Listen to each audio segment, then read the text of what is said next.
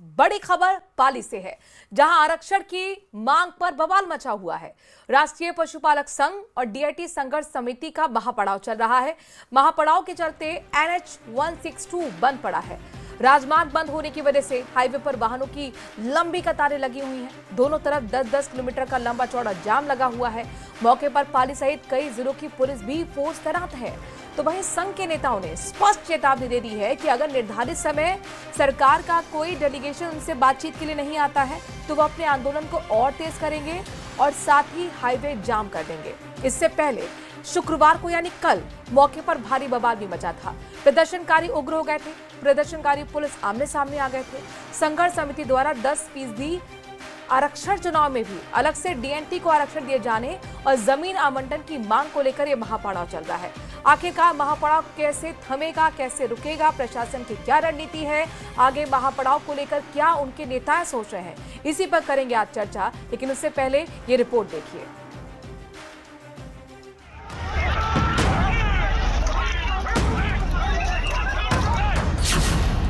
पाली में भड़की आरक्षण की आग।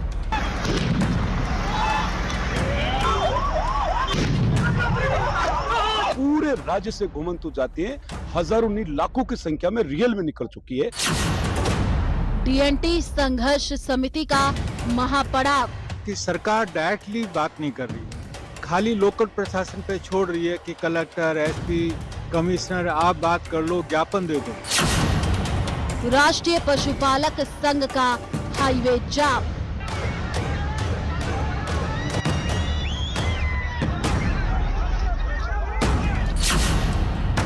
दस किलोमीटर लंबी कतार, मचा कोहराम।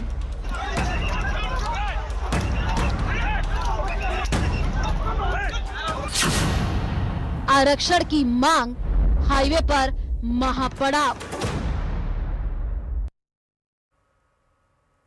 तो प्रदर्शनकारियों का तो ये तक कहना है कि गुर्जर आंदोलन पार्ट 2 ये होने वाला है अगर सरकार हमारी नहीं सुनती। तो ऐसे में सरकार के लिए एक बड़ी चेतावनी है। ऐसी स्थिति में कैसे सरकार निपटेगी, समझने की कोशिश करते हैं। हमारे साथ खास पैनल जुड़ गया है। शैलेंद्र धाबाई बीजेपी के प्रवक्ता हमारे साथ जुड़ रहे हैं, स्वागत आपका। पौरुष भारद्वाज कांग्रेस की तरफ से प्रवक्ता जुड़ रहे हैं। पौरुष जी आपका भी बहुत बहुत स्वागत। डॉक्टर मिथिलेश जैमिनी वरिष्ठ पत्रकार हमारे साथ जुड़ रहे हैं। मिथिलेश जी स्वागत आपका। और श्याम चौधरी हमारे संवाददाता पाली से जुड़ रहे हैं, जो वहां पर ग्राउंड जीरो पर हालात दिखाएंगे। सबसे पहले श्याम आपका ही रुख करते हैं, चूंकि बड़ी संख्या में हमें प्रदर्शनकारी भी पीछे दिख रहे हैं। अभी किस तरह की हलचल है, क्या उनकी मांगे हैं, बात कीजिए जल्दी से। डिसीजन लेंगे हमारे अध्यक्ष महाराष्ट्र। ये इनकी मांग है कि सरकार के प्रतिनिधि है जो इनके साथ आकर वार्ता करे और उसके बाद इनकी मांगों को लेकर इनके जो भी है उनसे बातचीत है, उसके बाद ये आगे का निर्णय लेंगे कि उनकी क्या होगा, क्या निर्णय लिया जाएगा। इनकी प्रमुख मांग है कि इनको 10% आरक्षण दिया जाए। साथ ही जो स्थानीय चुनाव है, निकाय चुनाव है, ग्राम पंचायत चुनाव है, उनमें भी 10% आरक्षण दिया जाए। साथ ही जो भूमिहीन है, जो डीएनटी के भूमिहीन लोग हैं, उनको 300 वर्ग गज की जमीन अलॉट की जाए। इसके साथ इनकी 10 सूत्रीय मांगे हैं, जिसको लेकर ये बिल्कुल 2 दिन से प्रदर्शन कर रहे श्याम, हैं। हमें संघर्ष समिति के नेता भी दिख रहे हैं, उनसे बात कीजिए और कितनी मांगों तक सहमति बनी है, कहां बात अटकी, जरा बात कीजिए। जी, हमारे साथ अभी जो आपको दिख रहे हैं लाल सिंह जी देवासी हैं, जो पशुपालक संघ के राष्ट्रीय अध्यक्ष हैं। उनसे बात करते हैं कि क्या है, अब कब तक आपकी मांगे हैं, कहां तक पहुंची है, मांग को लेकर क्या है अब आगे करना। हमारा ये महापड़ाव का दूसरा दिन है और अभी सरकार से अभी बात चल रही है, लेकिन फाइनल डिस्कशन पे अभी कुछ पहुंचे नहीं है। जो हमारी मांगे हैं, जब तक राइटिंग में नहीं आएगी, जब तक लिखित में नहीं आएगी, तब तक हम ये महापड़ाव छोड़ेंगे नहीं। ये महापड़ाव चालू रहेगा। एक बार आपकी दर्शकों को बता दीजिए कि आपकी प्रमुख मांगे क्या है। हमारी पहली मांग ये है कि हमें अलग से 10% आरक्षण चाहिए। डीएनटी समाज के लिए कांग्रेस गवर्नमेंट में जो रेणुका आयोग बैठा, बीजेपी गवर्नमेंट में इदाते आयोग बैठा, दोनों आयोगों ने ये निर्णय दिया है, सिफारिश की है कि भाई इनका 10% अलग से आरक्षण होना चाहिए, क्योंकि इन समाजों से बॉटम ऑफ द पिरामिड है, मतलब एकदम से वंचित वर्ग हैं, जिनका कोई अधिकारी, ज्यादा अधिकारी नहीं बनते हैं। आज तक देखिए 78 साल में कोई भी आईएएस नहीं है, कोई भी आईपीएस नहीं है, आईएम से कोई बच्चा नहीं है, आईआईटी से कोई बच्चा नहीं है। इतना बड़ा समाज राजस्थान में 1,23,00,000 की जनसंख्या, राजस्थान का 15% पॉपुलेशन का प्रशासन में कोई प्रतिनिधि नहीं है, राजनीति में बहुत ही कम प्रतिनिधि है। इसलिए हमारी ये मांग है कि 10% अलग से आरक्षण होना चाहिए। इवन सुप्रीम कोर्ट ने बोला है कि रिजर्वेशन विद इन रिजर्वेशन, इसलिए सुप्रीम कोर्ट की वही भावना है, जो वंचित वर्ग है उसको अलग से आरक्षण होना चाहिए। हमारी डिमांड है डीएनटी एक वर्ग अलग से बनाया जाए, जैसे SC ST है ऐसे डीएनटी वर्ग अलग बने और उसके लिए 10% अलग से आरक्षण हो। ये सारी कम्युनिटी रिजर्व कैटेगरी में आती हैं। तो मैं ये बताना चाहता हूँ दर्शकों को भी, कोई हमें 50% से अलग से कोई 10% अलग से आरक्षण नहीं होना नहीं हम लोग मांग रहे। हम तो ये मांग रहे जो रिजर्व कैटेगरी है उसी में से हमें 10% का अलग से ग्रुप बनाइए और हमें 10% आरक्षण दीजिए। नंबर 2, ये स्टेट गवर्नमेंट कर सकती है, क्योंकि अभी जो आप देखोगे तो महाराष्ट्र में डीएनटी आरक्षण लागू है, केरला सरकार ने, तमिलनाडु सरकार ने 20% दिया हुआ है, अलग अलग स्टेट में उन्होंने ये अपनी कैटेगरी के हिसाब से बनाया हुआ है। तो स्टेट गवर्नमेंट के एंड से ये पॉसिबल है। नंबर 2, हमारी मांग है कि भाई पंचायतों में और विधानसभा तक 10% जो पॉलिटिकल रिजर्वेशन होना चाहिए। 100 सरपंच बनते हैं तो 10 इनके बनने चाहिए, क्योंकि बिखरे हुए समाज हैं, एक साथ वोटिंग नहीं कर सकते, इसलिए इनका प्रतिनिधित्व नहीं हो सकता, ये खुद आयोग ने बोला है। नंबर 3, हमारा यह है कि ये या तो गांव की पेरीफेरी में, परिधि में रहते हैं या फिर गांव से बाहर रहते हैं। उनको अभी सरकार बोलती है को तो गोचर भूमि है, वो तो हमारी उसमें वन भूमि है। भाई सालों से रह रहे हैं, इनको घर में रहने का अधिकार है। अतिक्रमण और आवास दोनों में अंतर है, इसलिए हमारी ये मांग है कि उन सब घरों का नियमन किया जाना चाहिए, उनको पट्टे मिलने चाहिए। जो भूमिहीन है उनको 300 वर्ग गज का जमीन मिलना चाहिए, और जो पशुपालक है 300 गज उनके बाड़े के लिए चाहिए। जो शहर में डीएनटी समाज रहता है उसको 100 गज का जमीन चाहिए। और हमारी ये मांग है कि 10% बजट का 10% इनकी एजुकेशन। ठीक है शाह, मैं आपके पास वापस आऊंगी। कुल मिलाकर ये मांगे गिरा दी गई हैं लाल जी की तरफ से। लाल जी राष्ट्रीय पशुपालक संघ के अध्यक्ष होने के नेतृत्व में महापड़ाव पिछले कई दिनों से चल रहा है। महत्वपूर्ण है कि कल से यहाँ पर आंदोलन ने तेजी पकड़ी है। शैलेंद्र जी के पास मैं रुक करूंगी, बीजेपी के प्रवक्ता हैं, आपके पास मैं आऊंगी। शाम बने रहिए यहाँ पर लाल जी के पास, क्योंकि लाल जी का होना बहुत महत्वपूर्ण है इस पूरी डिबेट में। शैलेंद्र जी, अब तो पूरी तरह से गेंद आपके पाले में। आपने सुना यहाँ पर सीधे सीधे अध्यक्ष महोदय का तो यही कहना है कि यहाँ पर प्रशासन के जरिए सरकार बात कर रही है, सरकार डायरेक्ट हमारे पास आए, बात करे, तभी हम महापड़ाव को खत्म करेंगे। अब क्या सोच रहे हैं आप लोग? देखिए, जो हर व्यक्ति को, हर वर्ग को संविधान में अपनी बात रखने का अधिकार है और प्रदर्शन करने का अधिकार है, शांतिपूर्वक प्रदर्शन करने का अधिकार है। और जहां तक रही अर्ध घुमंतु समुदायों की, उन्होंने एक ज्ञापन पहले भी दिया है मंत्री ओटाराम देवासी जी को, और ओटाराम देवासी जी ने उस ज्ञापन को राज्य सरकार के पास भेजा भी है, और निश्चित तौर पर उस पर गंभीरता पूर्वक विचार किया जा रहा है। और ये तभी वहां पर जो कलेक्टर और एसपी हैं वो समझाइश भी कर रहे हैं, उनके माध्यम से भी उनकी डिमांड्स को लिया गया है। और जो रेनके आयोग बना था 1979 में, और कांग्रेस की सरकार के समय में, कांग्रेस पार्टी ने तो उस पर कुछ किया नहीं, लेकिन भारतीय जनता पार्टी की माननीय नरेंद्र मोदी सरकार बहुत गंभीर है सेमी नोमैडिक डीनोटिफाइड ट्राइब्स को लेके। वहां एक इद्दता आयोग बनाया गया था, इद्दता आयोग 2015 में, लाल सिंह जी को भी पता है। और उस आयोग ने भी अपनी रिकमेंडेशंस दी, बड़े विस्तृत तरीके से पूरे भारत में वो गया, और जो अर्ध घुमंतु जातियां हैं, डीनोटिफाइड जातियां हैं, उनपे उनकी समस्याओं को देखा, सामाजिक, आर्थिक, शैक्षणिक उनकी परिस्थितियों को जांचने की कोशिश की, क्या वहां वास्तविक स्थिति है। जो एक पशुपालक वर्ग है, वो एक घुमंतु वर्ग है, उसके बारे में बहुत सी बातें इद्दत आयोग ने कही है। और ये भारतीय जनता पार्टी के समय में ही आयोग बनाया गया था 2015 में, national commission for denotified tribe, semi and nomadic tribes. तो निश्चित तौर पर सरकार बहुत गंभीर है, और इनकी समस्याओं की जो है उसको हल करने का भी प्रयास किया गया है, जो इनकी डिमांड्स हैं। और आप देखिए, बहुत सी इनकी जो जातियां हैं राजस्थान में भी चिन्हित की गई हैं। राजस्थान में रायका रहबारी हैं, गाड़िया लोहार हैं, बंजारा हैं, गायरी हैं, वो ऑलरेडी जातियां ओबीसी में और एमबीसी में हैं।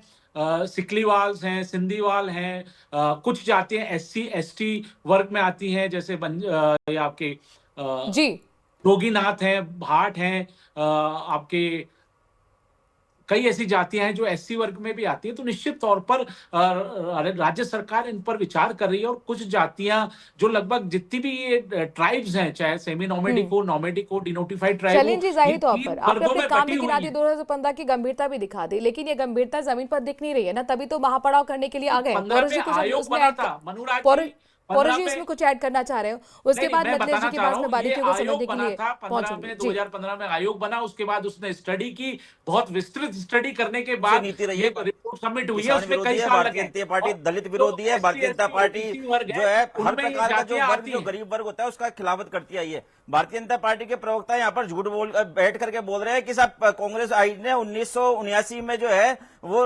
बालकृष्ण रेणके आयोग बनाया, जबकि सच्चाई है कि हमारी यूपीए सरकार के समय में 2006 में हमने रेणके आयोग बनाया। और देखिए कांग्रेस सरकार ने क्या किया वो मैं आपको बताना चाहूंगा। हमारी पहली सरकार जो पंडित जवाहरलाल नेहरू जी की सरकार थी, उसने आते ही सबसे पहले अंग्रेजों के जमाने से लागू क्रिमिनल ट्राइबल एक्ट, जो कि आपको ध्यान होगा कि अंग्रेजों ने जो है इसको 1871 में लागू किया था कि कहीं पे कोई भी अगर जरायम पेशा के नाम से ये जाना जाता था कानून की, अगर कोई कहीं पे भी चोरी हो जाती थी, कोई घटना हो जाती थी, तो इन जो अर्ध घुमंतु जाति के लोग हैं इनको पुलिस उठा करके ले जाया करती थी। हमारी सरकार जो पंडित जवाहरलाल नेहरू जी की पहली सरकार देश की थी, उसने आते ही सबसे पहले 31 अगस्त 1952 को इस कानून को निरस्त करके इस समाज को मुख्य धारा में लाने का प्रयास किया। उसके बाद में आप देखिए यूपी ने 2006 में बालकृष्ण रेणके आयोग जो है उसका हमने गठन कर दिया। उसके बाद में उसने पूरे देश में घूम घूम करके इनकी सामाजिक, आर्थिक, शैक्षणिक और भौगोलिक जो है उसकी स्थिति का अध्ययन किया। उसके बाद में इस आयोग की अनुशंसा पे एक टेक्निकल एडवाइजरी कमेटी हमारी सरकार के द्वारा बनाई गई, जिसकी चेयरपर्सन श्रीमती सोनिया गांधी जी थी। दुर्भाग्य से 2014 के अंदर हमारी सरकार बदल गई। 2014 के शुरुआती वर्ष में हमने इस बिल को जो है इस आयोग की रिपोर्टों को हमने सदन में प्रस्तुत किया था, परंतु भारतीय जनता पार्टी के द्वारा उस समय हमें इसका कोऑपरेशन नहीं किया गया, इसमें हमारी मदद नहीं की गई, सहमति व्यक्त नहीं की गई। इस वजह से भारतीय जनता पार्टी के तत्कालीन विपक्षी हंगामे की वजह से ये बिल जो है ये सदन में आने से वंचित रह गया। उसके बाद में देखिए 2009 में मोदी जी ने इस वर्ग से वादा किया। अच्छा होमवर्क करके लाए, लेकिन सवाल ये कि फिर अगर सब कुछ हुआ तो फिर आज सड़कों पर क्यों उतरा है महापड़ाव के लिए? मिथिलेश जी, कौन सच्चा कौन झूठा? बहुत मनु जी इंपॉर्टेंट फैक्ट रहेगा। देखिए राजस्थान में भी हमने कम नहीं किया। राजस्थान में 2008 में हमने जो है घुमंतु और अर्ध घुमंतु कल्याण बोर्ड की स्थापना की, जिसका हमने पहला अध्यक्ष बनाया है, जिसको गोपाल केसावत को इसको हमने राज्य मंत्री का दर्जा दिया। 2008 के बाद सर आप दोबारा भी तो आए, 18 में भी तो आए, तो कहाँ उन्हें वो कह रहे हैं ना कि डीएनटी वर्ग अलग होना चाहिए था, वो हमें नहीं मिला। मनु जी देखिए, मनु जी सुनिए तो सही, मनु जी पूरी बात तो जाने दीजिए, दर्शकों तक पूरी बात तो जाने दीजिए, फैक्ट्स तो जाने दीजिए। देखिए 2020 में हमने डीएनटी रिसर्च सेंटर जैसलमेर में बना दिया था। उसके बाद में इनकी सरकार आ गई, हमने बिल्डिंग बना के तैयार कर दी है। भारतीय जनता पार्टी को बोल दीजिए कि इनकी मांगे तो मानोगे, जब मानोगे उस सेंटर को तो कम से कम चालू कर दो। भारतीय जनता पार्टी की गंभीरता पता ठीक है, लाल जी से जान लेंगे ना किसने कितनी मांगे पूरी की है। लाल जी से जान लेंगे ना, वो है वो हमारे संवाददाता के साथ ही है। उससे पहले मिथिलेश जी, जो लगातार ये मांगे की जा रही है यहाँ पर संघर्ष समिति की तरफ से, प्रैक्टिकली क्या ये पॉसिबल है इन सभी मांगों को मानना? देखिए लोकतंत्र में सहमति और संवाद दो बड़े हथियार हैं लोकतंत्र के। तो मुझे सबसे पहले सरकार को चाहिए कि इनसे संवाद करे और सहमति बनाने का प्रयास करे। जो सबसे इंपॉर्टेंट चीज है कि हमारे कॉन्स्टिट्यूशन में अलाउ करते हैं या नहीं करते हैं, जैसे एमबीसी आरक्षण अलग से दिया गया गुर्जर कम्युनिटी का आंदोलन के बाद में, उसके बाद में इस समाज को भी नहीं अगर आंदोलन खड़ा किया जाए। और जिस तरीके से ब्यावर पिंडवाड़ा हाईवे पर कल जो घटना हुई, जिसमें एडिशनल एसपी विपिन शर्मा समेत 3-4 पुलिसकर्मियों के चोट आई और इनके आंदोलन कर्मियों के भी चोटें आई, ये बता रहा है कि कहीं न कहीं एक तरफ ओटाराम देवासी मैडम वसुंधरा राजे के साथ अंता में हाथ से हाथ मिलाकर अंता में बीजेपी को जिताने का प्रयास कर रहे हैं, दूसरी तरफ उनके ही समाज के लोग आरक्षण की मांग को लेकर हाईवे पर बैठे हुए। ये बीजेपी के लिए चिंता का विषय है। सबसे इंपॉर्टेंट चीज है कि कलेक्टर एसपी की जगह अगर किसी पॉलिटिशियन को भेजा जाए, अगर कोई ठोस संवाद दिया जाए, तो ये विवाद सुलझ सकता है, क्योंकि इनके लिए जो आयोग बने उनकी सिफारिशें हैं, जो संवैधानिक अधिकार है वो मौजूद है। लेकिन सरकार में क्या होता है, एडवाइजर बहुत इंपॉर्टेंट होता है, जिसकी जैसी सलाहकार होता है उसके वैसे परिणाम आते हैं। जब आपको पता है कि ये मांगे हैं, ये समाज की प्रमुख मांगे हैं और आपके मंत्री हैं, ठीक है। अब गोपाल केसावत जी को बनाया कांग्रेस ने, गोपाल केसावत जी रिश्वत देते पकड़े गए आरपीएससी में, तो दोबारा नहीं बनाया, ये भी पौरुष जी बता दें। और सबसे इंपॉर्टेंट चीज है, केवल पाली बीजेपी का गढ़ है, तो अगर बीजेपी के गढ़ में ये हो रहा है तो ये इंपॉर्टेंट चीज है कि उसको कैसे रोकेंगे। और शैलेंद्र जी तो खुद गुर्जर आरक्षण आंदोलन से आए हैं, वो ज्यादा समझते हैं इन आंदोलनों की रूपरेखा। शैलेंद्र जी को तो पता होगा उपचुनाव जरूरी है जीतना या फिर अपने समुदाय की बात सुनना। ओटाराम देवासी लोगों के बीच में जाते तो भरोसा बनता आप पर। नहीं, बिल्कुल मनुराज जी, बिल्कुल जाएंगे, ओटाराम देवासी जी भी जाएंगे, सरकार भी समाज के बीच में जाएगी। और मैं आपको बताऊं, जो घुमंतु, अर्ध घुमंतु और डीनोटिफाइड ट्राइब है, ये तीनों वर्गों में, ओबीसी, एससी, एसटी में एक एमबीसी वर्ग राजस्थान में अलग बना है। उस एमबीसी वर्ग में से 3-4 घुमंतु जातियां सारी उसी में आती हैं, चाहे रायका रेबारी हो, गाड़िया लोहार हो, बंजारा हो। मनु जी, अगर जिस कौम में आजादी के 75 साल बाद अगर कोई आईएएस नहीं है, आईपीएस नहीं है, आरएएस नहीं है, तो ये हमारे नेताओं का फेलियर है, चाहे कांग्रेस हो चाहे बीजेपी हो। जिस समाज की बात करते हैं, जिस गांधी जी ने सपना देखा था कि गरीब को गणेश मान के लोकतंत्र में जो अंतिम पंक्ति में बैठा हुआ उसको चलें जी, आप भी तो कहते हैं ना सबका साथ सबका विकास। भाई ये आईएएस क्या बनाएंगे? ये तो लाठियां मार रहे हैं। अगर समय रहते शैलेंद्र जी आप गुर्जर आरक्षण आंदोलन से जुड़े हुए मांग सुनना तो पहली बार है, पहली बार दोनों ने मांग करी है। तीनों गेस्ट एक साथ बोल रहे हैं, तीनों गेस्ट एक साथ बोल रहे हैं, किसी की आवाज जनता तक नहीं पहुंची, दर्शकों तक नहीं पहुंची। एक एक करके आप बोलेंगे तो आपकी बात पहुंचेगी। आप जो कहना चाहते हैं आपका संदेश दर्शकों तक पहुंचेगा, इसलिए एक एक करके बोलिए। मनु जी, मैं ये कहना चाहता हूं कि अगर समय रहते इस आंदोलन को सुलझाया नहीं गया तो जो वसुंधरा राजे जी के हाल कार्यकाल में हुआ था गुर्जर आंदोलन में, जिसमें शैलेंद्र जी शामिल थे, वही नजारा पाली में देखने को मिल जाएगा। समय रहते जाना चाहिए। वो तो चेतावनी दे रहे हैं, गुर्जर पार्ट 2 होने वाला है आंदोलन। शैलेंद्र जी, बिल्कुल मैं कह रहा हूँ, चुनौती है आपके लिए, समय रहते शायद आप नहीं भाग पा रहे। निश्चित तौर पर संवाद कायम किया जा रहा है, प्रशासनिक अधिकारियों के साथ किया जा रहा है। पहले जो हमारे मंत्री हैं, यही गुर्जर आंदोलन में गलती की थी इन्होंने, प्रशासनिक तौर पे उनको भी ज्ञापन दिया है और सरकार इस पे गंभीर है। आपको मैं बता दूं, घुमंतु, अर्ध घुमंतु और डीनोटिफाइड ट्राइब तीनों वर्गों में आते हैं, ओबीसी, एससी, एसटी में, और बहुत सारे 3 वर्ग जो इसमें है, जो शैलेंद्र जी, कर रहे हैं, वो हमारे संवाददाता श्यामना पाली में ही मौजूद है, ग्राउंड जीरो पर मौजूद है, जहां पर महापड़ाव चल रहा है। 50 मीटर की दूरी नेशनल हाईवे से बनी हुई है। जोधपुर जाने वो लोग, जयपुर जाने वाले लोग, गुजरात जाने वाले लोग पिछले कल से परेशान है। कईयों ने तो रात ही यहाँ पर गुजार दी, डायवर्जन करना पड़ रहा है, ये स्थिति है वहां पर। लालजी से मैं आपकी बात करा देती हूँ। लालजी, खुद जिनके नेतृत्व में पूरा महापड़ाव चल रहा है, शाम बात कीजिएगा लालजी से, चूंकि यहाँ पर सीधे सीधे शैलेंद्र जी बीजेपी के प्रवक्ता है, वो उनके सवालों का जवाब देंगे। लालजी से पूछिए, क्या उन्हें सरकार पर भरोसा है? चूंकि सरकार की तरफ से साफ तौर पर कहा गया है कि स्टेप बाय स्टेप हम आगे बढ़ेंगे, आपका हमने ज्ञापन ले लिया है, हम गंभीर हैं, विचार करेंगे। पूछिए लालजी से। सरकार ने ये कहा है कि हम स्टेप बाय स्टेप आगे बढ़ेंगे, आपका ज्ञापन ले लिया है, अब आगे क्या है? सरकार को हम लोग 100 ज्ञापन दे चुके हैं। हमें आंदोलन करते हुए 7 महीने हो गए। पाली आंदोलन किया हमने, जोधपुर में आंदोलन किया, जयपुर में आंदोलन किया, हमने भीलवाड़ा में आंदोलन किया। बड़ी बड़ी भीड़ आई, 25-25 हजार आए, लेकिन सरकार ने इतनी भी काटसी नहीं है कि एक लेटर दिया हो कि आपका जो ज्ञापन मिल गया है। जब हमने ये महापड़ाव शुरू किया तब पहले दिन भी डिस्ट्रिक्ट एडमिनिस्ट्रेशन इन्वॉल्व रहा, अभी सरकार इन्वॉल्व हो रही है। तो सरकार एकदम से इनसेंसिटिव है। अरे 7 महीना आंदोलन के बाद भी सरकार जाग नहीं रही है कि हम लोग क्या कर रहे हैं। हर दिन हर टीवी में खबर, हर टीवी में अखबार में खबर, लेकिन सरकार पे कुछ भी असर नहीं। इसलिए हम लोग ये महापड़ाव किया हमने, और जब तक हम उठेंगे नहीं, जब तक हमारी मांगे पूरी नहीं हो जाती हैं। जवाब दीजिए। असंवेदनशील सरकार का आरोप लगाया जा रहा है लालजी की तरफ से। वो कह रहे हैं कि 7 महीने से आपको हमारा आंदोलन नहीं दिख रहा, शांतिपूर्ण आंदोलन हमें नहीं दिख रहा, हमें उग्र होने के लिए आप क्यों मजबूर कर रहे हैं? ठीक है, चलें जी से जवाब ले लेते हैं श्याम।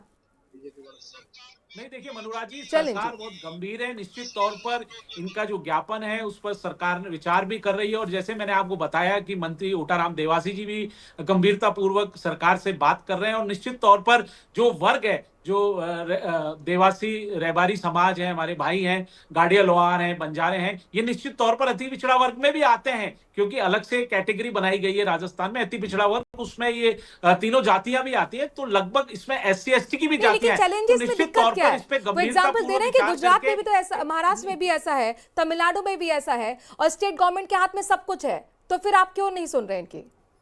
DNT आयोग ने सिफारिश की है, केंद्र भी इस पर विचार कर रहा है कि अलग से डिनोटिफाइड ट्राइब को जो सजेशन दिए गए थे, रिकमेंडेशंस थी कि केंद्र में 10% आरक्षण अलग दिया जाए गुबंतु, अर्धगुबंतु, डिनोटिफाइड ट्राइब को। उनमें आप देखेंगे कि OBC SC ST वर्ग के बहुत सी जातियों को उसमें लिया जाना है, तो उस पर सारे अरे आप विपक्षियों की तरह बात कर रहे हो, सरकार आपकी है, केंद्र में आपकी सरकार है, आयोग की रिपोर्ट है, पढ़िए तो उसको लागू क्यों नहीं करवाते आप तो यहाँ पर बैठ के विपक्षी पार्टी के प्रवक्ता की तरह ज्ञान दे रहे हो कि केंद्र सरकार को ऐसा करना चाहिए, स्टेट गवर्नमेंट को ऐसा करना चाहिए।